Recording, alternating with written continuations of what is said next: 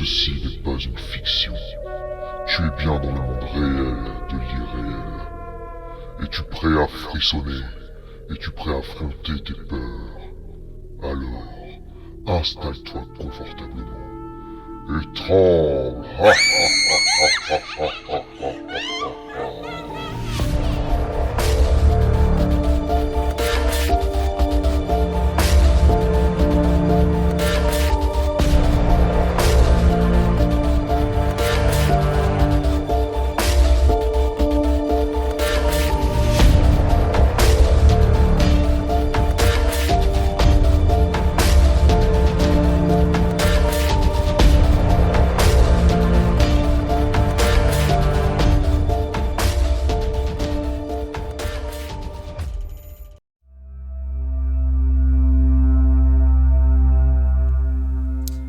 Quelle idée saugrenue que d'aller s'enterrer au fin fond de la province!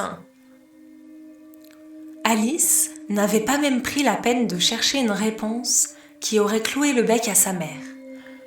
Une femme sèche, dont la bouche mauvaise lui faisait 2 plis profonds au bas du visage. À 20 ans, la jeune femme avait hâte de pouvoir s'éloigner de cette personne froide et sans amour qui avait fait de son enfance un long tunnel sombre et déprimant. Ne trouvant pas l'emploi qui lui offrait la liberté financière, elle avait fini par tomber sur une étrange annonce dans le journal. Recherche personne sérieuse pour garder grande demeure isolée du mois de mai au mois de décembre. Salaire à discuter. Plus que la perspective d'une somme alléchante, c'est l'idée de se retrouver éloignée de sa mère pendant une bonne partie de l'année qui avait décidé Alice. Le taxi dans lequel elle était montée à la sortie de la gare la déposa au pied d'un imposant portail en fer forgé, festonné de feuilles et d'arabesques. De là, se déroulait un long chemin de gravier clair, trouant une immense pelouse verdoyante plantée d'arbres feuillus. Au loin, se dressait un manoir du XIXe siècle auquel on accédait par un majestueux perron. Le toit de tuiles noires découpait le ciel au rythme de ses chiens assis et de ses cheminées de briques oranges. La façade couleur crème était percée de hautes fenêtres encadrées de larges pierres grèges, formant un motif de créneaux que le regard ne pouvait embrasser tout entier à moins de 20 pas. Alice se sentait presque insignifiante devant ce bâtiment chargé d'histoire, l'affichage d'une opulence qu'elle ne connaîtrait jamais et l'annonce d'un monde qui n'était pas le sien. Elle frappa timidement à la grande porte d'entrée et sans avoir reçu la moindre réponse, en poussa le battant pour entrer dans un vaste vestibule de marbre distribuant l'accès aux différentes pièces. Il régnait là un silence sépulcral qui faisait résonner l'écho de chacun de ses pas hésitants et ses appels étranglés à l'éventuel occupant des lieux. Une double porte ouvrait sur un salon dont elle ne devinait pas tous les contours, quand une autre donnait sur une large cuisine et qu'un escalier menait à l'étage. Incertaine de la direction à prendre, elle jeta un œil alentour, tout autant pour trouver un éventuel indice que pour se donner le temps de la réflexion. C'est alors qu'elle avisa une enveloppe posée sur un guéridon barré d'une ample écriture mentionnant son nom. Elle s'approcha, la décacheta et en tira un simple feuillet plié couvert d'une écriture plus serrée et nerveuse, faisant la liste des consignes et qui semblait avoir été rédigée dans la précipitation du départ. Chère madame, je vous remercie de vous occuper de ma demeure pendant mon absence. Vous trouverez à l'étage, au fond du couloir à droite, la chambre qui vous est destinée. Au rez-de-chaussée se trouve la cuisine, le salon et la salle à manger. Veuillez prendre vos repas dans la cuisine. Je vous demanderai également de veiller scrupuleusement à ce que les lumières soient éteintes lorsque vous quittez une pièce et à ne pas pousser le chauffage plus que nécessaire. Cette vieille demeure est un gouffre financier. Vous trouverez, en cas de besoin, des plaids dans votre chambre. À l'étage se trouve également mon bureau, et je vous demande instantanément de ne pas y mettre les pieds. C'est là que je mène mes recherches, Et je tiens à ce que rien ne soit dérangé pendant mon absence. C'est un point absolument non négociable sur lequel je tiens à insister. Passez un agréable séjour dans mon castel. La lettre était conclue par la signature illisible du mystérieux propriétaire qu'Alice savait ne pas devoir rencontrer avant la fin de sa mission. Elle relut les directives et s'amusa des précisions qui semblaient s'adresser avec inquiétude à une adolescente turbulente qu'on laisse avec appréhension pour une soirée en ville. Elle se retrouvait dans la peau d'une baby-sitter sans enfant à charge. Elle décida de rendre une visite à la cuisine et fut agréablement surprise de constater que les placards, comme le réfrigérateur, étaient copieusement garnis. Après être passée d'une pièce à l'autre, de s'être émerveillée de la décoration d'un autre temps et de s'être parfois égarée dans la vaste demeure, elle dîna puis alla se coucher. En arrivant à l'étage, elle fut étonnée par la longueur du couloir qui desservait une dizaine de pièces, des chambres pour la plupart, ainsi que 2 salles de bain. Elle s'avança et arrivée devant une porte au panneau percé d'une fenêtre au verre cathédral qu'elle devinait être celle du bureau, elle ne put s'empêcher de poser la main sur la poignée pour s'assurer qu'elle était bien verrouillée. Elle fut surprise de s'apercevoir qu'il n'en était rien et que le propriétaire semblait vouloir tester le sérieux de sa gardienne en la confrontant à la tentation. Elle se réveilla le lendemain, fraîche et disposée, et s'apprêta à vivre la première des 240 journées qu'elle était censée passer entre ses murs. Elle comprit rapidement que l'ennui serait la plus fidèle compagne. Les jours qui suivirent lui donnèrent entièrement raison, et la visite des différents salons et chambres de la bibliothèque ne furent rapidement plus source de distraction. Chaque jour, l'envie de jeter un œil dans le bureau interdit devint une urgence, un besoin. Elle sut alors rapidement qu'elle ne pourrait longtemps résister à la curiosité et qu'elle ne tarderait pas à franchir le seuil de cette porte qui exerçait sur elle une attraction irrésistible. Ce moment arriva un jour de pluie. Le ciel gris et tourmenté, la plongeant dans un état de mélancolie dont la lecture ne parvenait pas à la distraire. Le cœur battant comme une enfant s'apprêtant à aller piocher discrètement dans la bonbonnière, elle marcha à l'étage à pas feutrés et se posta devant la porte du bureau dont elle poussa le battant. La pièce était sombre, comme toutes celles de l'étage. Les volets étaient clos comme souvent lorsqu'une maison est laissée inoccupée. Elle activa l'interrupteur et une lumière orangée tombant d'une suspension en verre coloré révéla des rangées d'étagères soutenant d'innombrables ouvrages anciens, un fauteuil crapaud bordeaux et un bureau en bois sombre. Elle entra et passa un doigt sur la tranche des livres dont les titres écrits dans des langues étrangères ne lui évoquaient rien. Elle feuilleta quelques ouvrages, mais se lassa vite de ces longs paragraphes entrecoupés de dessins techniques ou de schémas dont elle ne comprenait pas le sens.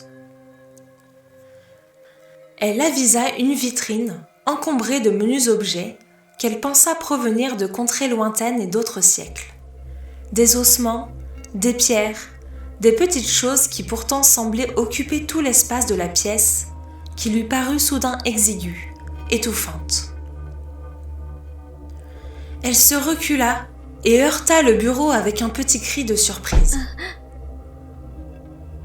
Au milieu des habituels sous-mains, lampes de comptable en laiton, à l'abat-jour de verre couleur émeraude, stylo-plume en or ou autre papier, elle vit une médaille ancienne et ne put s'empêcher de la saisir pour mieux l'examiner. C'était un disque de métal doré et gravé, aux bords irréguliers, décoré d'un profil au nez aquilin et au regard sévère, comme on en trouvait à travers toutes les époques. Ses mains tremblaient un peu. L'atmosphère du bureau et l'angoisse de l'interdit l'oppressaient de plus en plus. Alors qu'elle retournait la médaille pour en regarder le revers, celle-ci lui échappa des doigts et roula sur le parquet en émettant un son rauque jusqu'à ce qu'elle la perde de vue derrière une bibliothèque.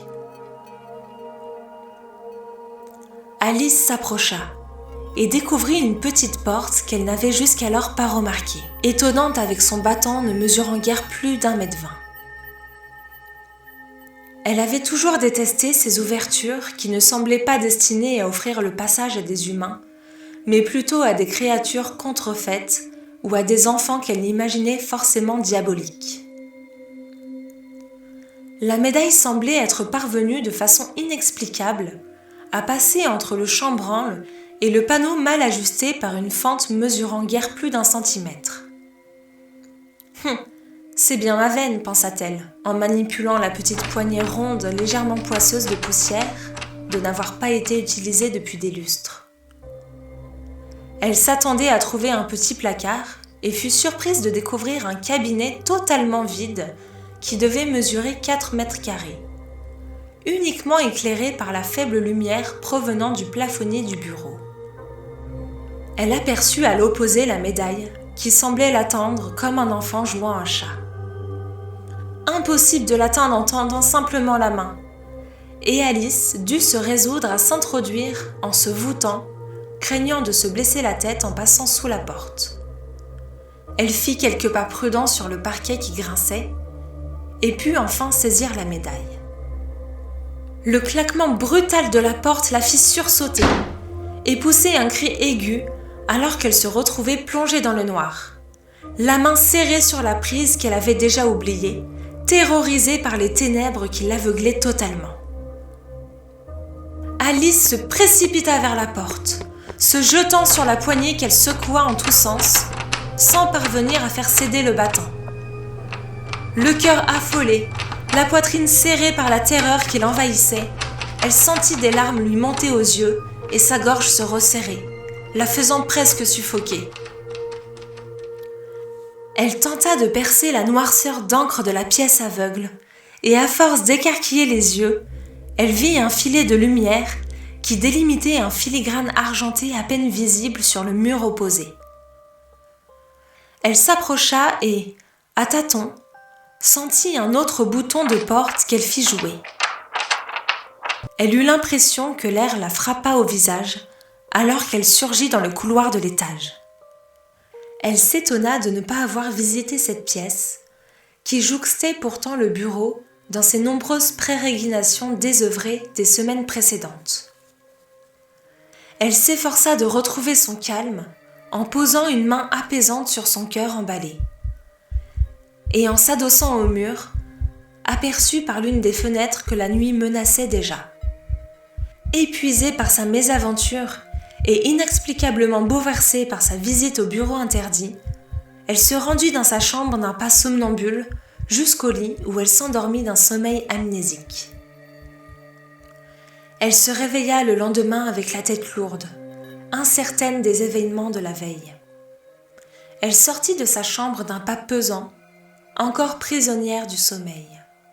En empruntant le couloir pour se rendre à la cuisine, elle eut l'impression qu'il était plus court qu'à l'accoutumée. Son petit déjeuner avalé rapidement, bien que sans réel appétit, elle reprit ses activités habituelles. Elle commença par un rapide détour dans le grand salon pour y choisir un nouveau livre, mais s'arrêta sur le seuil. La pièce semblait ramassée sur elle-même, et elle l'aurait juré, une ou deux bibliothèques semblaient manquer à l'appel. La salle à manger qu'elle desservait habituellement, majestueuse, lui paraissait aujourd'hui étriquée, comme encombrée de meubles qu'on aurait entassés à la hâte. La table semblait toucher les murs et les chaises ne disposaient pas de l'espace nécessaire pour s'y installer confortablement. Nauséeuse, elle recula de quelques pas, incapable d'expliquer le sentiment de claustrophobie qu'elle éprouvait et qui déformait sa perception de l'environnement. Elle fit demi-tour et monta à l'étage pour retrouver son lit. Sur le palier, elle étouffa un cri de stupeur. Le couloir s'étendait comme à son habitude sur 2 rangées de portes, mais elle comptait une demi-douzaine de pièces au maximum. Le bureau était bien là, cependant, Nombre de chambres semblaient avoir disparu. Impossible, se dit-elle, en se pressant les doigts sur les yeux pour tenter de revenir à la réalité, pour quitter ce mauvais rêve dans lequel elle était engluée. Si la légère douleur était bien réelle, le monde n'avait pas pour autant changé quand elle rouvrit les paupières. Elle se précipita dans sa chambre et claqua la porte avant de s'y adosser, comme pour en interdire l'entrée à une créature hideuse qui aurait rôdé dans le couloir. Dans la pénombre de la pièce, on n'entendait pas un bruit. Un calme de mort s'était abattu sur la maison. Alice prit son courage à deux mains et entr'ouvrit la porte. Elle jeta un œil dans le corridor. Il s'était encore raccourci. Pas plus de 5 mètres de long. Sanglotant, elle referma la porte et recula. Son dos heurta immédiatement un mur. Impossible. Ses mains pourtant touchaient une cloison. Elle tendit le bras. La porte refusa de s'ouvrir. Elle hurla. Contre le battant de bois, un bruit. Des pelletées de terre qui tombaient. Un vertige. Elle en était certaine. C'était son cercueil.